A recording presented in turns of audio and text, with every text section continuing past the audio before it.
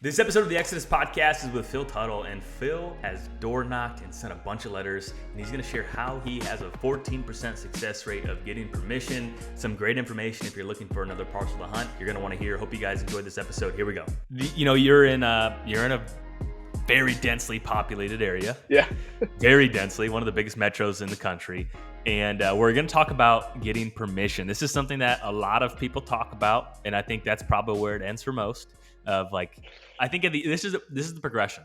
At the end of season, they don't have the year they want. They're like, I'm gonna go get permission, and then it's like February, March, April, May, and then like nothing really happens. And then now people are like, oh, I glassed this buck. I wonder if I get permission. So just give a little bit of your resume of your what are your stats on how many.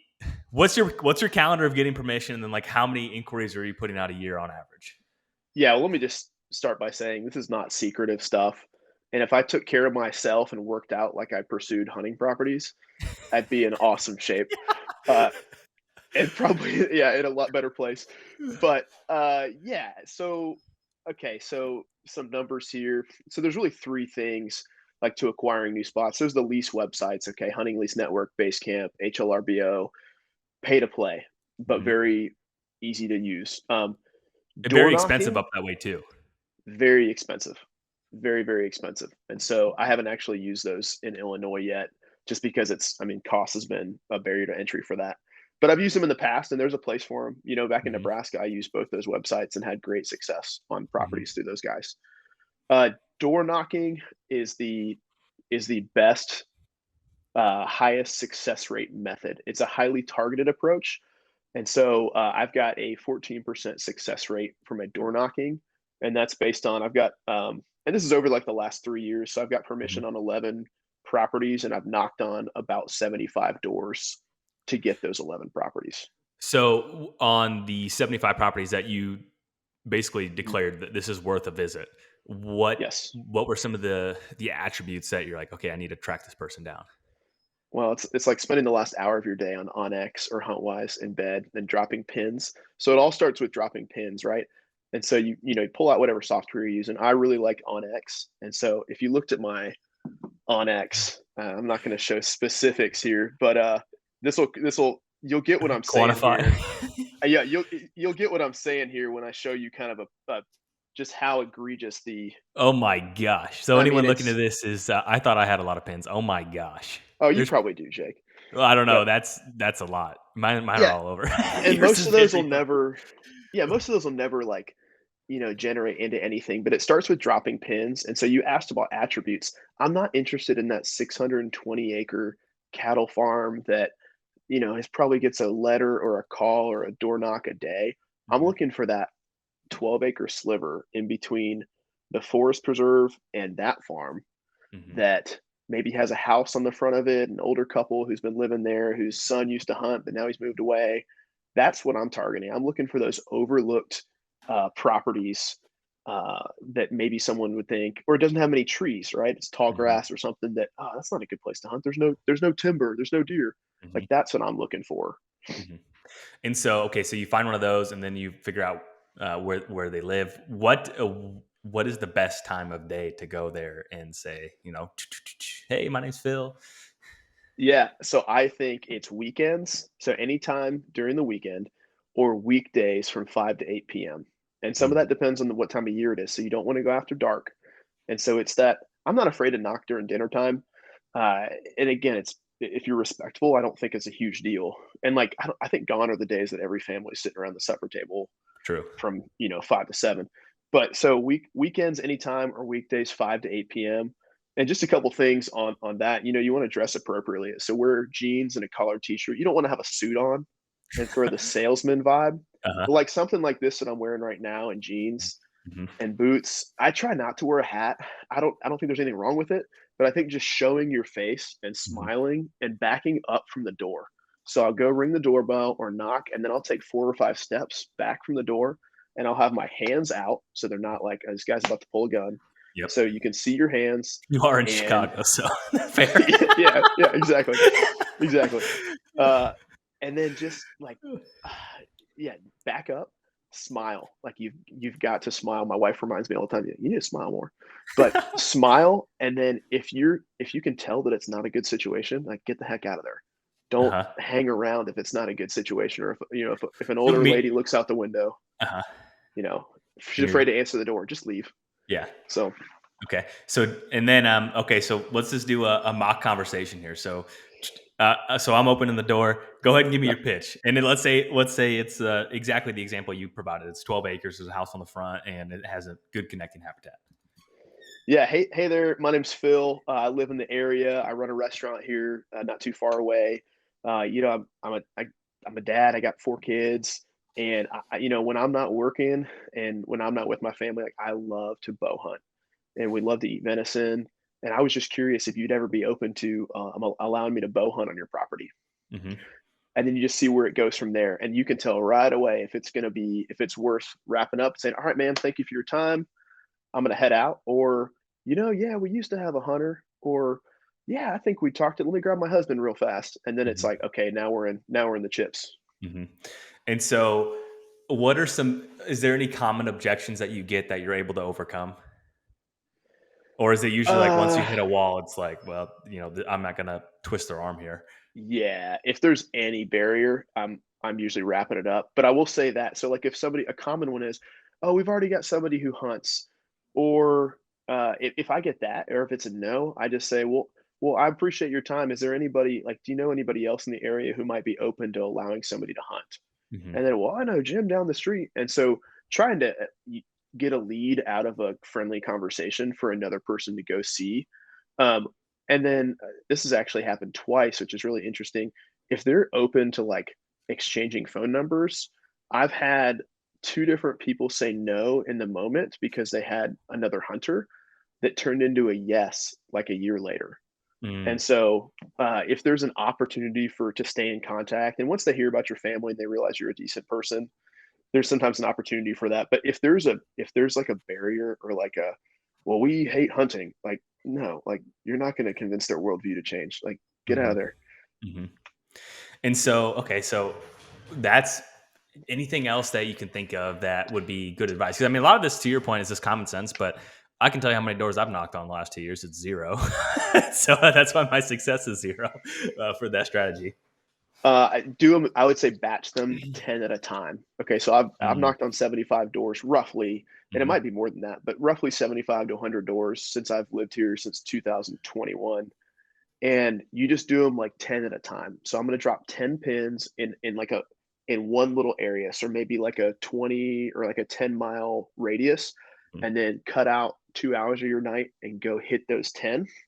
And man, if you get a maybe from 1 out of 10, like that's a good night. Yeah. And so realize that like you're playing the long game, and you got to cast a super wide net, and target overlooked smaller properties that are near great habitat. Because I love to hunt the rut, man, and I'm Hmm. looking for that cruising buck in October that doesn't live on the piece, but he just cuts through, or he works a scrape on the border of it.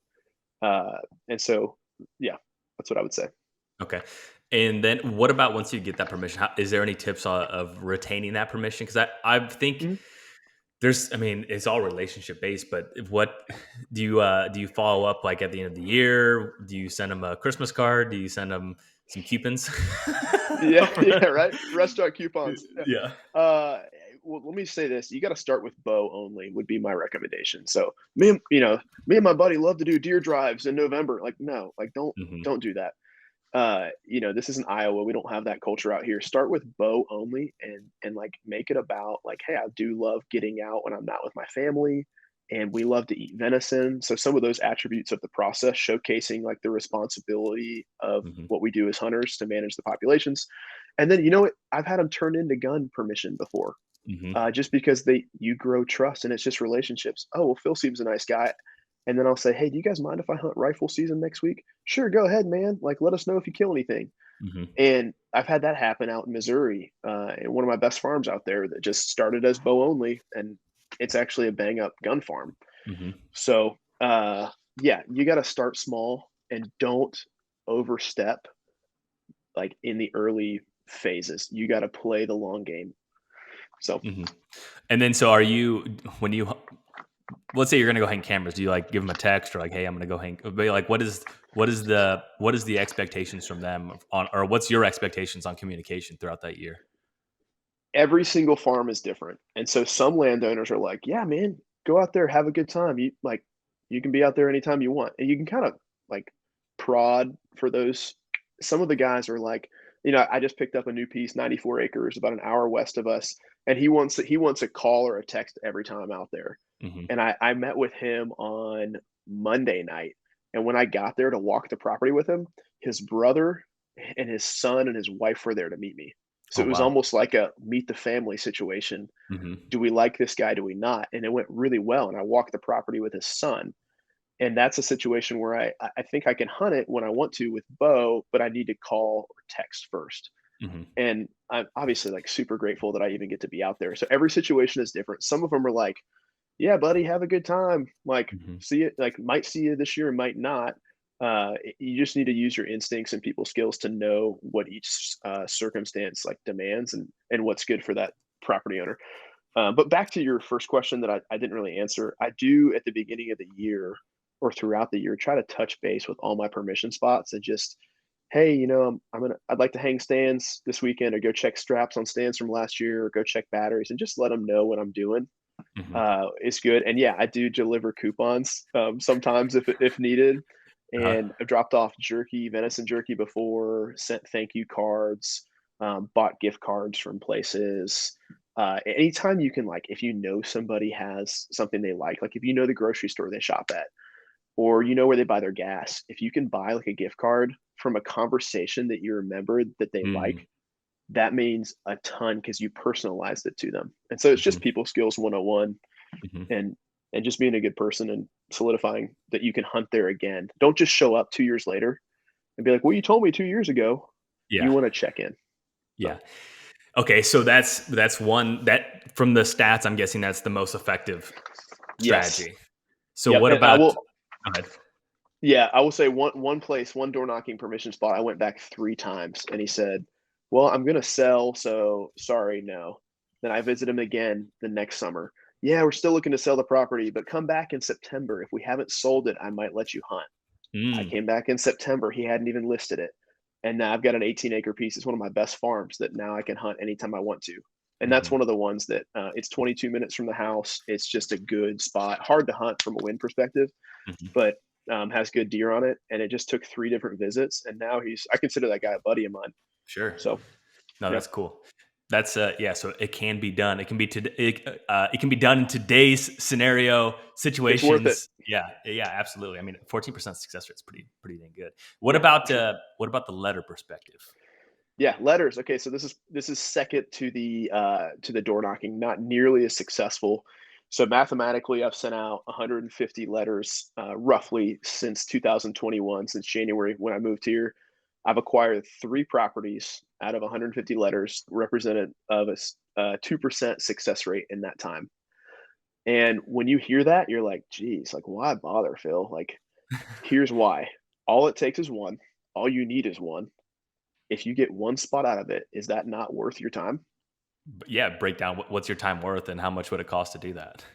Yeah, it The beats answer is dropping yes. 8,000 on a 40-acre lease outside of Chicago that you're gonna Yeah. pay, you know? And so it's a numbers game. So when I like to send out letters is like February, okay, or March when the weather's nasty, you have cabin fever, you have this drive to do something hunting related to make Hmm. your season better, and but you can do it from your house. So I'm sitting there, watching something with my kids or hanging out after bedtime, and I'm dropping pins and I'm crafting up template letters and I'm sending them out, getting them in the mail that doesn't require you to go drive around and be away from your family. Hmm. And so it's just another way to cast a wide net for permission. That's Hmm.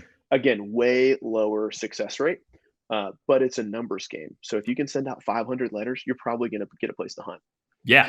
Yeah. I think that's extremely fair to guess. Now, how curated are some of those letters, or is it kind of a plug and play? I mean, are you just walk me through that process? Yeah, so the letter is a template letter, and again, it starts with bow permission, and it has a picture of my family, my kids, my wife right there, and it introduces myself and what I do for work. why I want to hunt. It only talks about bow hunting. It talks about managing deer. It talks about wanting to eat venison. We like to eat venison, those types of things. I'll be respectful of your property. It has their name, so dear, Mr. Mm-hmm. Hofer. And then at Mm-hmm. the bottom, it has like Phil Tuttle, and then I'll sign each letter. It's a printed letter, Mm-hmm. printed template letter with their name, but then I'll sign Phil Tuttle at the bottom of it, and I'll send that out with a picture of my family, a business card, and then the letter itself. And I'll send those in batches of 30 or 50 at a time. Mm-hmm.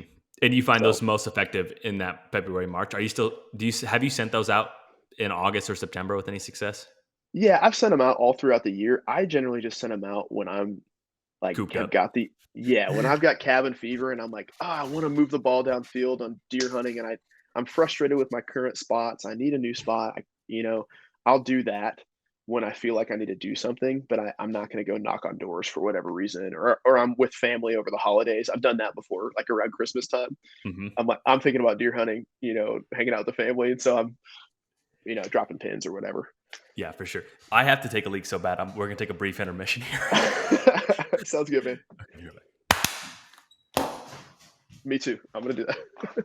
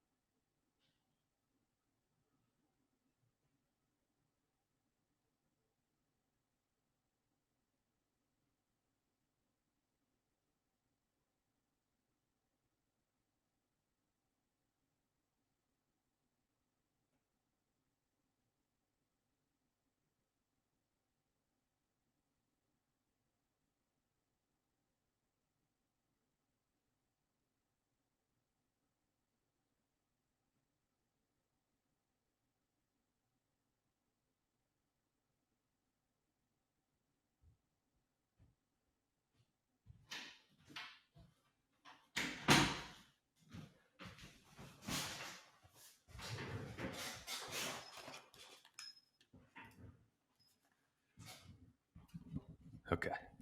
This happens when you go from one meeting to the other. Yeah, I've got a good letter story too, if you want to Yeah. segue. Yep. That's exactly what I was thinking. Is there any other, like those are the two core strategies then? Yeah, but door knocking and sending letters, and then just like always having your radar on. Mm-hmm. And so realizing that any conversation, oh well, you know, my aunt has 10 acres behind her house. Boom. Like, Yep. yeah. So Perfect. always having your radar and not being afraid to step on toes and like take initiative. Okay. So we'll segue into that. Yeah. So I have to ask, you have to have a specific story or something to where this is like the epitome of this process. Oh yeah.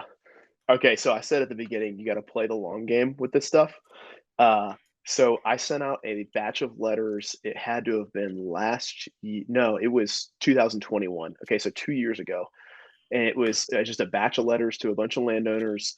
And I this would have been in May.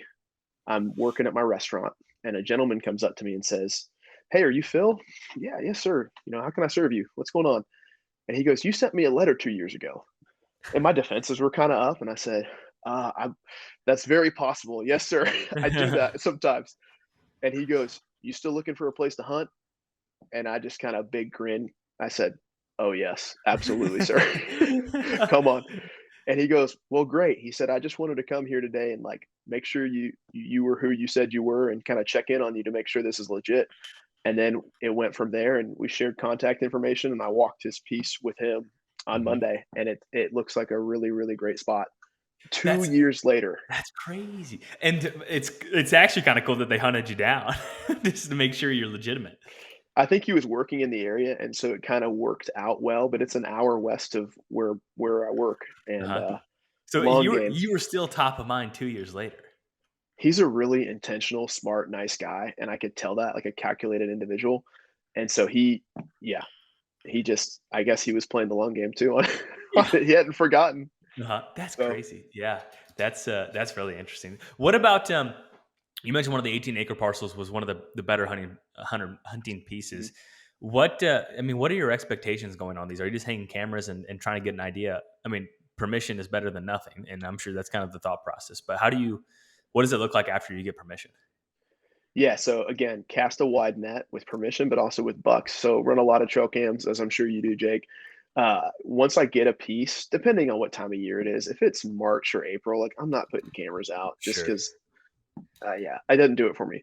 But if it's like summer through hunting season, I'm getting cameras out as soon as possible and just taking some inventory and figuring out if this is going to be worth my time or not. And so some of the places that I've gotten, like I've got 5 acres about a mile from the house that I've kind of realized that it's not going to be worth my effort. And so I let the landowner know, thank you so much. Like, if I probably won't be out there this year, if that changes, I'll let you know. I've got 30 acres of beans across from my house that I can hunt that has not very many trees on it that I run like one camera, and I have one tree stand over there that in case You want to something go. happens, Yeah. right. Yeah. But again, it's kind of a fringe spot for me, Mhm. but it all starts with cameras for sure. Cameras. Okay. Yeah. Well, that's interesting. I mean, what is the core essence of this is just doing it. That's what I'm picking up here. Man, cast a wide net and it's worth it because all it takes is one property. If I had, you need more spots to hunt if you're chasing mature deer. But if you're just trying to get into it and you're frustrated with your current situation and you need a place to hunt, don't whine and say, "Oh, public's so hard to hunt near me. Oh, this," like, just get your boots on the ground, go knock on doors, write a form letter, ask me for my template letter. I'm happy to share it. Uh, and like cast a wide net. It's a numbers game. If you ask 300 people, you will get yelled at maybe 4 times. You'll get told no 294 times. You'll get three maybes and you'll get, three yeses or Hmm. something like that. Like it is worth it. And you never know what that could turn into. I've, shot some nice deer for my standards on permission pieces and Hmm. screwed up opportunities on even nicer deer on All them as part, all well. part of the process. All part Oh of the process. yeah. Yeah, for sure. That's interesting. Yeah, it is worth it, and door knock and, yeah, represent yourself well, so I'd say. Yeah. Well, I know. I think it really showcases it with how densely populated in an area you're at, in the amount Mhm. of hunters that are probably doing the same, maybe not doing the same thing, but I think if it can work in Chicagoland, it can work Yeah, anywhere. Your percentage might be, like, let's say you're in a different area that isn't necessarily overly commercialized for whitetails and where everything's kind of gobbled up. But I still think even at that point, if you're still looking for the 10 acres, the 12 acres, the 13 acres that no one else is going to bother to mess with, yeah. then I think you're going to have a high level of success. I hunt a farm that is tiny. I don't want to say how big it is because it's absolutely tiny. And there's like a lot of big deer over there. And it's just one of those connecting habitat pieces that no one else really thinks about. And I think there's a lot of value there. And even talking with other people uh, throughout the Land podcast and to the Exodus podcast, it's like you talk to a lot of different people. Sometimes their better farms are the small ones. It's all about where you are. What are you in between? What's around you? What deer are gonna be passing through it in October, November? This is a place that my buddy actually landed a permission spot, and then I took over permission when he moved. Shout out to John. It was 4 acres, and man, we had more big deer on that spot than any other place, and eventually it got to a point where it was too small and kinda got weird, so I pulled out, no longer hunt there, but it just goes to show, like, it doesn't take much. Surrounded by forest preserve, so 0 hunting pressure around it, and man, there were Hmm. giants coming through there. I'm sure. Yeah. That's one of the unique aspects of that area too. And unlike any large metro area is more likely going to have those forest preserves. And then there's, what goes along with that, usually big deer because they don't get shot. Oh, yeah. Oh, yeah, and so, yeah, it's worth noting, like, I've shot 5 when I say good bucks, I've shot 5 good bucks on permission property since 2019, and not booners, not 150s or anything like that, but deer that I'm, like, would pay to Proud get of. mounted. Yeah. Yeah, exactly. Yeah. So, Yeah. That's awesome. And I think that's what most people are after at the end of the day. And so this is yeah. extremely attainable. Is there any other specific advice that you can, we're getting into August now, and someone listening to this, there's gonna be one person that takes inspiration from this. So talk to that person specifically. There's probably maybe two people. Yeah, don't wait. Don't do this in October or November. I mean, you can. The landowners oftentimes don't know when the season comes in.